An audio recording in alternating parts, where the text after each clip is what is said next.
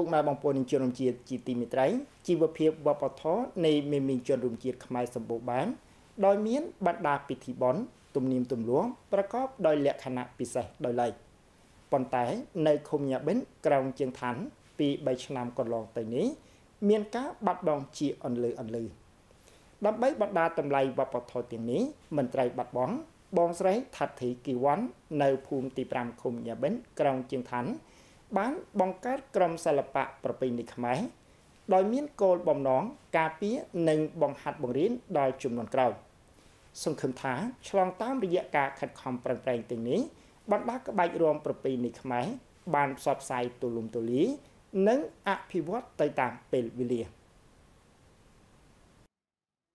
បងស្រីថាត់ធីគីវ៉ាន់ចែករំលែកជាមួយនឹងយើងខ្ញុំថាចំណងចំណូលចិត្តចំពោះការច្រៀងរាំបានដិតជាប់ក្នុងដួងចិត្តបងស្រីតាំងពីគាត់នៅតូចនៅឆ្នាំ2020បងស្រីចូលរួមសមាគមសហព័ន្ធនារីឃុំញ៉ាបិចបងស្រីតែងឈានមុខក្នុងបណ្ដាចលនាវប្បធម៌សិល្បៈបងស្រីបានចលនានារីនិងយុវវ័យជំនាន់ក្រោយចូលរួមបណ្ដាវគ្គរាំមិនត្រឹមតែត្រៀមសម្រាប់បណ្ដាឈុតសម្ដែងនាឱកាសពិធីបុណ្យប៉ុណ្ណោះទេតែនៅទាំងអភិរក្សពង្រីកចង្វាក់រាំប្រពៃណីខ្មែររក្សាតម្លៃវប្បធម៌សម្រាប់ជំនាន់ក្រោយទៀតផងvới mong muốn của tôi là បំណងនៃខ្ញុំគឺពេលណាក៏បានរួមនឹងបងប្អូនហាត់រាំដើម្បីកុំឲ្យបាត់បង់វប្បធម៌ជនជាតិយើងកុំឲ្យបាត់បង់ចលនារាំ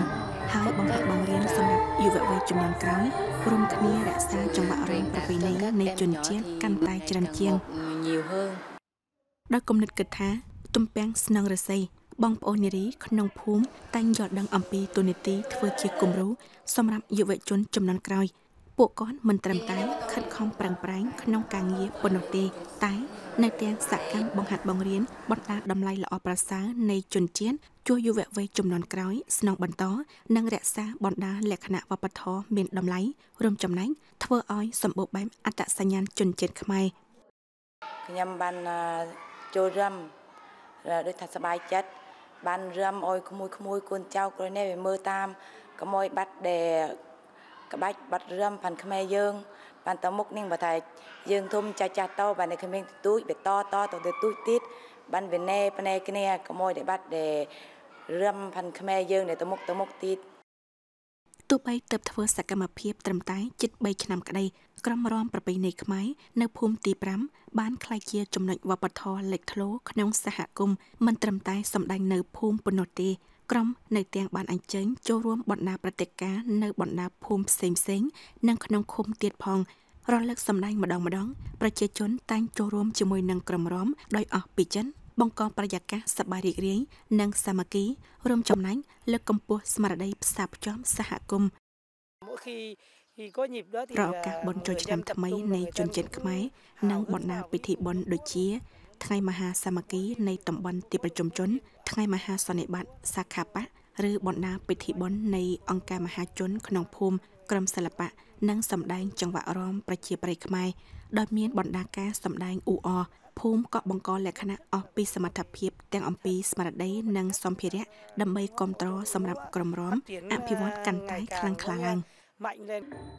បណ្ដាការខិតខំប្រឹងប្រែងនៃបងស្រីថាត់ធីគីវ៉ាន់រួមនឹងបណ្ដាសមាជិកក្នុងក្រុមសិល្បៈនៅភូមិទី5ឃុំញ៉ាបិចកំពុងរួមចំណែកសំខាន់ចូលក្នុងការអភិរក្សនិងពង្រីកបណ្ដាតម្លៃវប្បធម៌ពិសេសនៃជនជាតិបណ្ដាសកម្មភាពនេះមិនត្រឹមតែធ្វើឲ្យសម្បូរបែបជីវភាពរស់នៅខាងស្មារតីនៃសហគមន៍ប៉ុណ្ណោះទេតែនៅទាំងបំផុសសម្រាប់យុវវ័យជំនាន់ក្រោយរក្សានិងអភិរក្សបណ្ដាចង្វាក់រាំប្រពៃណីនេះគឺការងារធ្វើជាក់ស្ដែងនិងមានអត្ថន័យជួយបណ្ដាតម្លៃវប្បធម៌ប្រពៃណីបានស្នងបន្តនិងអភិរក្សខ្លាំងក្លាជាង